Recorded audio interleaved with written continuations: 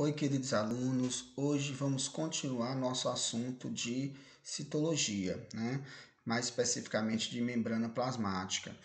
Na aula passada, a gente encerrou falando sobre a permeabilidade da membrana. Naquela ocasião, eu disse para vocês que a membrana plasmática ela tem permeabilidade seletiva ou ela é semipermeável, ou seja, a membrana plasmática seleciona o que pode entrar na célula e o que pode sair da célula. O que isso é muito importante porque é justamente a membrana plasmática que permite que o meio intracelular seja diferente do meio extracelular. Torna o ambiente intracelular favorável e propício ao metabolismo que vai acontecer naquele citoplasma, beleza? Mas, portanto, quer dizer que existe transporte na membrana, existe. E os transportes da membrana podem ser de dois tipos, transporte passivo e transporte ativo. A gente bem viu na aula passada a diferença de um para o outro. Agora, nós vamos ver os tipos de transporte passivo, né? E evoluindo o conteúdo, logicamente, né? Tipos de transporte passivo. Eu tenho três tipos de transporte passivo: a difusão simples, a difusão facilitada e a osmose. Vamos começar falando da difusão simples. O que é a difusão simples? A difusão simples é quando substâncias permeáveis à membrana simplesmente atravessam a membrana a favor do gradiente de concentração. Não precisa da ajuda de ninguém. Ora, é permeável à membrana. Ora, está obedecendo o gradiente de concentração. Então, ela simplesmente atravessa a membrana. Aí você poderia me perguntar, professor, a membrana é polar ou é apolar? Perceba que a membrana plasmática é uma bicamada de lipídio. E lipídios são apolares, ok? São lipofílicos. Portanto, as substâncias que são permeáveis à membrana são substâncias que também são lipofílicas, ou seja, substâncias que são apolares. E aí eu destaco os dois principais exemplos de substâncias que fazem difusão simples, que é o oxigênio e o gás carbônico. Veja que o oxigênio é apolar, né? Substância simples, né? O gás carbônico, se você for calcular o vetor momento polar, você vai ver que vai dar zero também. Ela também é apolar. Então, o oxigênio entrando na célula e o gás carbônico saindo na célula é exemplo de difusão simples mais famoso que a gente tem. Então, perceba o seguinte, aqui até eu trouxe um alvéolo pulmonar para ilustrar, né?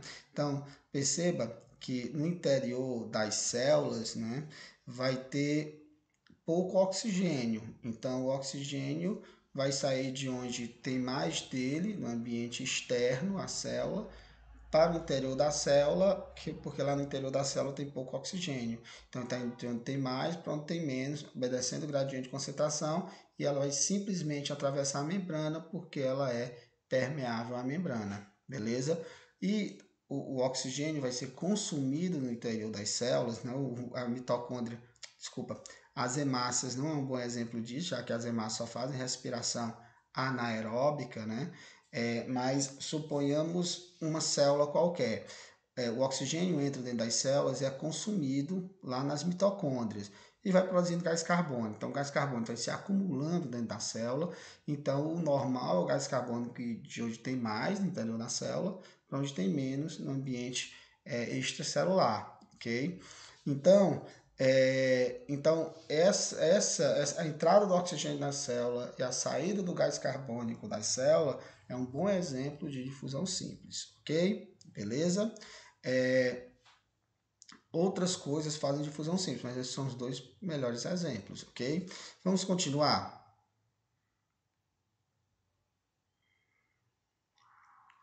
Agora vamos falar de difusão facilitada.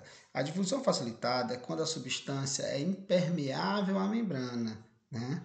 Mas vai atravessar a membrana a favor do gradiente de concentração. Opa, se está atravessando a favor do gradiente de concentração, então é um transporte passivo. Mas essa substância ela não simplesmente vai atravessar a membrana. Quando ela chega na membrana, ela é barrada. Ora, ela é uma substância que é polar. Se essa substância é polar, ela não consegue atravessar a membrana. Então, alguém tem que pegar essa substância e jogá-la para dentro. Ou seja, sua entrada tem que ser facilitada pelas proteínas da própria membrana, beleza?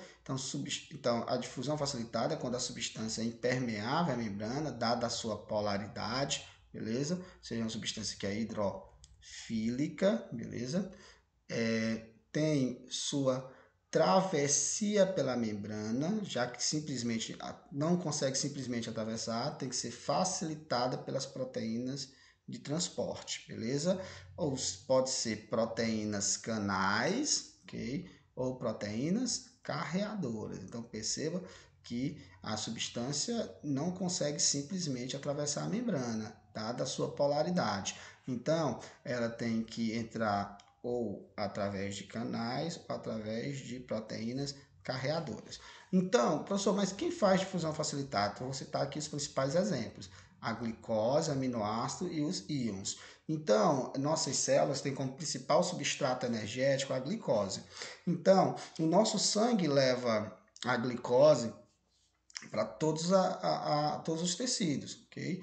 Então, a glicose quer sair do sangue, onde tem muito dessa glicose, e entrar nas células, onde nas células tem pouca glicose, já que a glicose, quando entra nas células, logo sofre a glicólise e depois vai para dentro da mitocôndria, onde sofre oxidação do piruvato, ciclo de Krebs, cadeia respiratória. Então, nos vasos sanguíneos tem muita glicose, dentro das células tem pouca glicose, visto que a glicose é consumida quando entra na célula.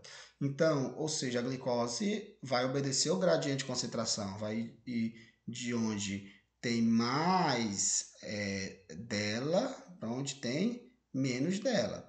Só porque a glicose não consegue simplesmente atravessar como faz o oxigênio, como faz o gás carbônico. Então tem que ter uma proteína para pegar a glicose e jogá-la para dentro. Por isso que é uma difusão facilitada. Não só a glicose, mas os monossacarídeos em geral é assim que atravessam a membrana. Os aminoácidos também, que segue a mesma lógica. E os íons, que naturalmente são polares, né? Tem cargas, né? Então, para entrar tem que ter proteína para permitir que esse íon entre ou que esse íon saia da célula. Difusão facilitada, obedecendo o gradiente de concentração, lógico, né? Então, vamos continuar. Então, vamos falar agora da osmose. Até então, eu estava falando do movimento do soluto. Quando eu falo de difusão simples, difusão facilitada, eu estou falando do movimento do soluto. Agora, a osmose é o movimento do solvente. E o solvente no corpo dos seres vivos é a água. Então, a osmose é o movimento da água do meio menos concentrado, ou seja, hipotônico, para o meio mais concentrado, ou seja, hipertônico. Perceba, é muito fácil ver isso, que a água tem um gradiente de concentração oposta ao do soluto, ou seja, o soluto quer ir do hipertônico para o hipotônico, o soluto quer ir do hipertônico para o hipotônico, já a água, o seu gradiente é ir do hipotônico para o hipertônico, ou seja, a água tem um gradiente oposto, inverso ao do soluto. Tranquilo? Então, galera, segue a lógica. A água sempre vai para o hipertônico. A água sempre vai para o hipertônico. Então, a osmose é o movimento da água através da membrana do meio hipotônico para o meio hipertônico. Tranquilo, pessoal? Então, vamos aqui a como é que uma célula animal, como é que uma célula vegetal se comporta em ambientes hipotônicos e ambientes hipertônicos. A gente vai perceber isso no próximo slide. Então, veja só, eu tenho aqui, né, uma célula animal, a hemácia, né? E essa célula animal, ela está no meio isotônico, ok? E por ela estar no meio isotônico, a quantidade de água que sai é a mesma quantidade de água que entra, beleza? Agora, suponhamos que eu pego essa hemácia e coloco no meio hipotônico, que é meio hipotônico. Perceba, se o meio é hipotônico, dentro da célula é o oposto. Então, se o meio é hipotônico, dentro da célula é hipertônica. Então, a água vai sempre para o hiper. Então, a água vai entrar nessa hemácia, vai entrar, e essa hemácia vai ficar tão cheia que vai estourar. Imagine, vai sofrer lise, portanto, lise. Imagine a hemácia sendo colocada numa água destilada, né? Opa, a hemácia colocada na água destilada, essa água destilada é um ambiente hipotônico, né? Ou seja, dentro da hemácia vai ser hipertônica em relação à água destilada. Então, essa hemácia vai ganhar tanta água que vai estourar, ok? Bom, lise, o nome disso, lise. Vamos ver o contrário? Imagine que eu coloco a hemácia no meio hipertônico, muito concentrado. Então, dentro da hemácia vai ser hipotônica. Então, a água sempre vai para o hiper. Então, essa hemácia vai perdendo água e vai ficar murcha. Beleza? Será se é verdade tudo isso também para a célula vegetal? Vamos ver. Olha, quando a célula vegetal é colocada no meio isotônico, então concentração dentro da célula, fora da célula, tal e qual. Então, a quantidade de água que entra é a mesma quantidade de água que sai. Agora eu vou pegar a célula vegetal e vou colocar no meio hipotônico. Opa! Então, se o meio hipotônico, dentro da célula é hipertônico. E se dentro da célula é hipertônico, a água vai entrar com força dentro dessa célula. E aí ela vai sofrer lise? Não, não vai sofrer lise. Por quê, professor? Porque a parede celulósica não deixa que isso aconteça. Eu costumo comparar, é como se fosse a célula, a hemácia, como se fosse um balão. A hemácia no meio hipotônico é como se fosse um balão. Então, vai sair soprando, soprando, soprando, soprando, até o momento que estoura. Já a célula vegetal no meio hipotônico é como se fosse um balão dentro de uma caixinha de madeira, né? Dentro de uma caixinha de madeira, né? Então, então eu vou soprar o balão e o balão vai aumentar de volume. Mas vai chegar um momento que o volume do balão se iguala com o volume da caixinha. Nesse momento, o balão não aumenta mais o seu volume. Então, não vai chegar a encher a tal ponto de estourar. Então, o balão é como se fosse a célula, o protoplasma, e a caixinha de madeira é como se fosse a parede celular, impedindo que a célula se encha a ponto de estourar. Beleza? Por isso que ela não sofre lise, ela fica túrgida, cheia de água. Professor, e uma célula vegetal no meio hipertônico? Uma célula vegetal no meio hipertônico, tipo, por exemplo, eu tenho uma alface e tempero a alface prematuramente antes do almoço, ok? Aí a alface fica toda murcha. Por quê? Porque quando eu joguei sal, vinagre, eu coloquei muito soluto ali no ambiente extracelular, o ambiente extracelular ficou hipertônico e essas células vegetais começaram a perder água. Aí a célula vegetal ficou murcha, tão murcha que o seu protoplasma se separa da parede celulósica. Nesse caso, a gente diz que as células sofreram plasmólise ou ficaram plasmolizadas. Então, aquela alface que ficou murcha porque eu temperei prematuramente antes do almoço, aquela alface ficou toda murcha porque as suas células ficaram plasmolizadas. Tranquilo? Beleza? Vamos avançar no conteúdo, lógico.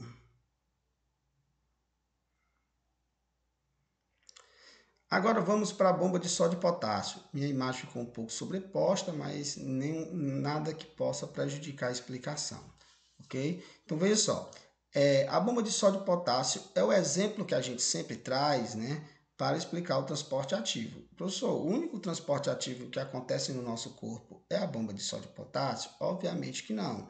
A gente tem outras bombas no nosso corpo, ou seja, outros transportes ativos, como por exemplo a bomba de iodo na tireoide, a bomba de cálcio lá nas fibras musculares para levar o cálcio de volta para o interior do retículo sarcoplasmático. Mas o exemplo que a gente sempre traz para tentar explicar o transporte ativo é a bomba de sódio e potássio, porque acontece em praticamente todas as células do nosso corpo, ok? Mas para que serve a bomba de sódio e potássio? A bomba de sódio e potássio serve para manter as diferenças de concentração de sódio e potássio iônico, né? Porque eu não botei a carguinha, né?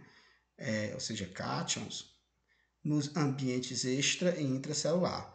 Veja só, quero que vocês entendam o seguinte, que para nossas células trabalharem de forma correta, de forma adequada, as células precisam de muito potássio no seu interior. Só porque ter muito potássio dentro tornaria a célula hipertônica em relação ao meio intercelular, ao meio intersticial, ao líquido tissular, ok? Então, e aí as nossas células iam ganhar muita água e iam sofrer lise. Isso não é interessante. Então, para compensar o tanto de potássio que a gente precisa dentro da célula, no ambiente intercelular dos tecidos, né, vai ter muito sódio, para ficar um ambiente mais ou menos isotônico, para a água que entra ser mais ou menos a quantidade de água que sai, beleza? Então, só porque a tendência do sódio é entrar na célula, ok? E o sódio entra na célula por transporte passivo, obedecendo o gradiente de concentração, saindo de onde tem mais dele, indo para onde tem menos dele. Ele faz isso através de difusão facilitada. Ele faz isso através dos canais, né? Os canais, ó. Os canais. Aí, só porque o sódio não pode ficar entrando. Então, o sódio que entra é jogado para fora contra o gradiente de concentração. Aí, nesse momento, gasta energia. Nesse momento, a bomba está atuando. A mesma coisa, o potássio, a tendência do potássio é sair. Só porque o potássio é importante é dentro da célula. Então, o potássio fujão, que sai por difusão facilitada através de canais, né? Canais, o potássio fujão contra o gradiente de concentração é jogado para dentro. Aí, nesse momento, a bomba atua, beleza? Então, perceba que a bomba que mantém essas concentrações diferentes. Se a bomba parasse de funcionar, o sódio entrava em livre demanda, o potássio saía em livre demanda e as concentrações de sódio e potássio dentro e fora da célula ficariam iguais, né? O que não é interessante para a fisiologia celular. Para a fisiologia celular é importante muito potássio dentro, não é importante que o potássio fique sendo perdido. E é importante que o muito sódio fora para compensar para esse equilíbrio hídrico, ok? Então, veja só. Então, mais interessante que para cada 3 sódios que o carreador, né, a proteína carreadora, joga para fora, ele joga 2 potássios para dentro. Ou seja, eu tenho aí um antiporte, né? Então, para cada 2 potássios que é jogado para dentro, 3 sódios são jogados para fora, né? Sempre contra o gradiente de concentração para manter essas diferenças aqui, ok? Então, pessoal, gastando energia ali, tranquilo? Então perceba que a gente vai ter mais cargas positivas, para cada 3 sódios que é jogado para fora, 2 potássios é jogado para dentro. Então eu vou ter mais cargas positivas fora do que cargas positivas dentro. Então, se eu comparar o ambiente extracelular com o ambiente intracelular, eu vou ter uma diferença de potencial. A membrana plasmática, portanto, das células de nosso corpo estão polarizadas, carregadas positivamente do lado de fora e negativamente do lado de dentro, beleza? Então, as células do nosso corpo estão polarizadas. E quem mantém essa polaridade é a bomba de sódio e potássio, beleza? Então, veja só, professor, mas por que a bomba de sódio e potássio é importante, né? Lembrando que são cátions, eu não estou botando as carguinhas, mas são cátions, aqui está aqui os cátions. Ó, veja só, é importante para o equilíbrio osmótico entre os ambientes inter e intracelular, ou seja, para manter o equilíbrio hidroeletrolítico entre o ambiente dentro da célula e o ambiente entre as células, beleza? O que eu acabei de explicar, ok? Para compensar o tanto de potássio que tem dentro, vai ter muito sódio fora, ok? Mas a bomba de sódio e potássio também é importante, né? Para a retomada do potencial de repouso pós a produção do impulso nervoso. Muito interessante que os alunos imaginam que a bomba de sódio e potássio produz impulso nervoso. Eu não sei de onde eles tiraram essa ideia de que a bomba de sódio e potássio produz impulso nervoso. Não produz.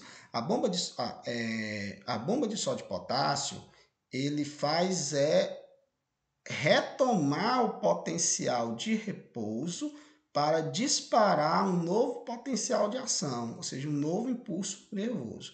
Ou seja, o impulso nervoso passa e bagunça tudo, porque abre canais de sódio, né? Voltagem dependente, aí o sódio entra, inverte a polaridade, né? Inverte a polaridade, essa inversão de polaridade é o que gera o potencial de ação. Depois o potássio sai, né, para retomar as cargas positivas lá de fora e negativas lá de dentro. Aí depois a bomba de sódio e potássio vem reorganizando tudo, deixando tudo como era antes.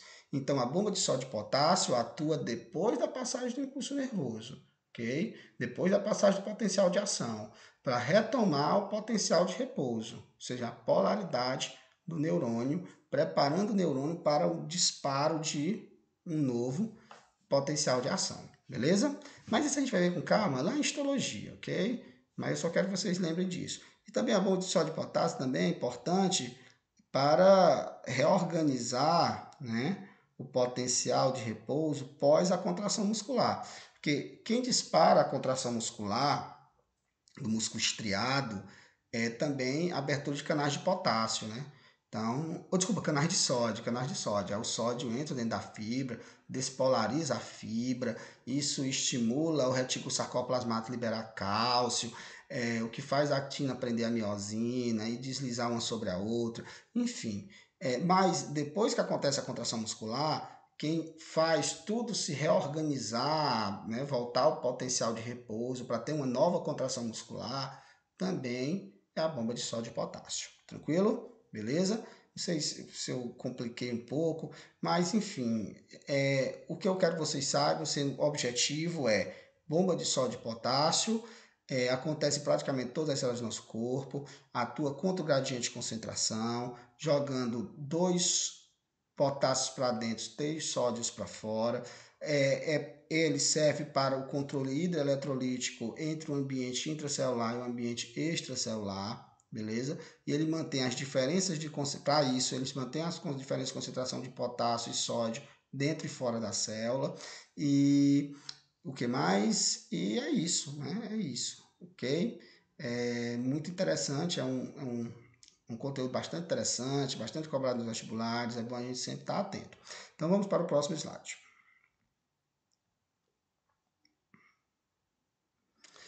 Agora vamos falar de transportes mediados por vesículas. Eu quero que vocês entendam que moléculas pequenas atravessam a membrana, né? Atravessam a membrana por difusão, né? Moléculas pequenas se difundem na membrana.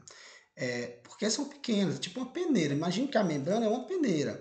Então, partículas pequenas atravessam a peneira. Então, essas partículas pequenas atravessando a peneira é como se fosse as moléculas pequenas se difundindo na membrana, para dentro da célula ou para fora da célula. Agora, moléculas grandes, justamente por serem grandes, elas não conseguem se difundir na membrana. Então, a célula tem que fazer algo para jogá-la para dentro ou para jogá-la para fora. E esse algo é produzir vesículas, bolsas. Então, veja só. Então, o transporte mediado por vesícula é quando a célula forma vesículas, bolsas, vesículas, bolsas, né? Para transportar moléculas, macromoléculas, moléculas grandes, né? Porque moléculas pequenas simplesmente, quer dizer, atravessam a membrana, né? Por transporte passivo, por transporte ativo, ok? Por difusão simples, difusão facilitada. Moléculas pequenas conseguem atravessar a membrana. Agora, moléculas grandes não conseguem. Então, para isso, a membrana produz vesículas, né? Para que essas macromoléculas entrem na célula ou saiam da célula. Então, é o que a gente chama de transportes mediados por vesícula. Então, veja só, quais são os tipos de transporte mediados por vesícula? Nós temos a endocitose e a exocitose. Endo para dentro, ou seja, é quando a célula produz vesículas para jogar coisas para dentro dela. Então, essa endocitose pode ser uma fagocitose ou pode ser uma pinocitose. De forma objetiva, fago significa comer, citocélula. Fagocitose é o ato da célula comer, né? Sendo grosseiramente falando. A fagocitose é quando a célula faz endocitose de partículas sólidas, beleza? Então, aqui eu trouxe o desenho. Imagine que aqui é uma célula, aqui é a membrana plasmática, e a membrana plasmática está endocitando, né? Ok? Uma partícula sólida para, tanto, produzir uma vesícula chamada de endossomo. Se é uma partícula sólida, essa endocitose eu vou chamar de fagocitose. Então, está fagocitando. E essa vesícula eu vou chamar de fagossomo, beleza? Mas a endocitose pode ser uma pinocitose, ou seja, quando a gente tem a produção de vesículas para jogar líquidos, né? Então, macromoléculas dissolvidas no líquido para dentro da célula, beleza? Então, a endocitose, pino significa bebê, citocélula, então A tá a célula bebê, grosseiramente falando, né? Então, pinocitose, né? Então, é a endocitose de partículas líquidas. Então, a célula, ó, faz uma invaginação, né? Uma dobra, para permitir que líquidos entrem através da formação de uma vesícula. Então, está fazendo a endocitose de partículas líquidas, formando o endossomo. Então, no caso, é partícula líquida, então é a pinocitose, e essa vesícula é um pinossomo, beleza? Nós também temos a endocitose, né, estimuladas por receptores, ok? Por exemplo, alguns vírus, eles têm proteínas no seu capsídeo que se encaixam em receptores da membrana, e quando suas proteínas do capsídeo se encaixam em receptores da membrana, a célula é estimulada a fagocitar aquele vírus, beleza? Tranquilo? Que é uma forma do vírus entrar na célula e se multiplicar dentro da célula, ok? Olha, então é isso, fagocitose e pinocitose. Lembrando que a fagocitose é até mais importante a gente lembrar, porque a fagocitose dos organismos unicelulares serve como uma forma de alimentação. Então, as amebas fagocitam alimentos e digerem esses alimentos no interior de suas células. Mas a fagocitose em nós, por exemplo, é feita pelas células, pelos glóbulos brancos, né, pelos leucócitos. Nós temos leucócitos fagocíticos, como por exemplo os macrófagos, como por exemplo, o que mais? Os neutrófilos, que eles são nossa primeira linha de defesa e eles fagocitam corpos estranhos e destroem esses corpos estranhos. Nesse momento, esses leucócitos estão fagocitando não para se alimentar, mas para defender nosso corpo de coisas estranhas que possam eventualmente invadi-lo, ok? Vamos para frente. Então, pessoal, agora nós temos a exocitose. Exo para fora. Então, a exocitose é quando a célula produz vesículas para jogar coisas para fora, ok? Então, e a exocitose pode ser de dois tipos, plasmocitose ou secreção. O que é a plasmocitose? A plasmocitose é quando a célula produz vesículas para jogar os restos da digestão para fora, ok? O cocô da célula para fora, beleza? Veja como isso acontece. Eu tenho aqui essa célula e essa célula ela está fagocitando coisas. Essas coisas fagocitadas, ou seja, um tipo de endocitose de partículas sólidas, ficou dentro do fagossomo. Okay?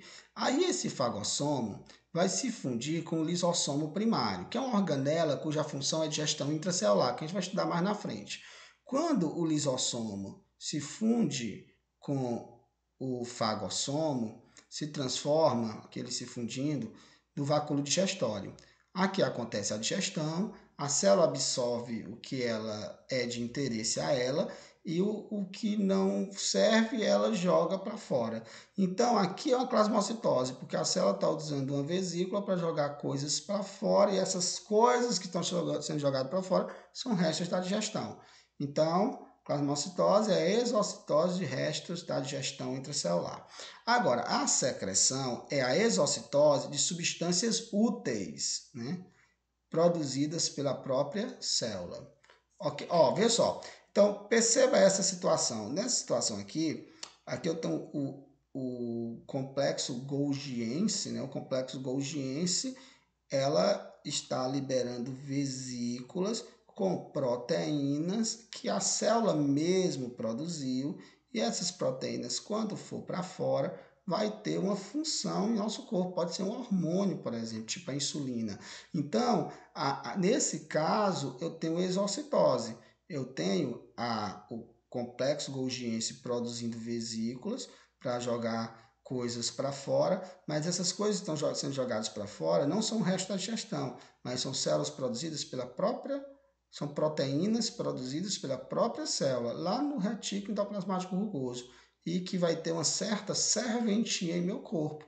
Provavelmente pode ser um hormônio, tipo a insulina, beleza? Então fica muito claro a diferença da plasmocitose e da secreção, que são exemplos de exocitose, ok? Então, pessoal, por hoje é só. Na próxima aula a gente vai falar das organelas celulares, ok? Então, até nosso próximo encontro.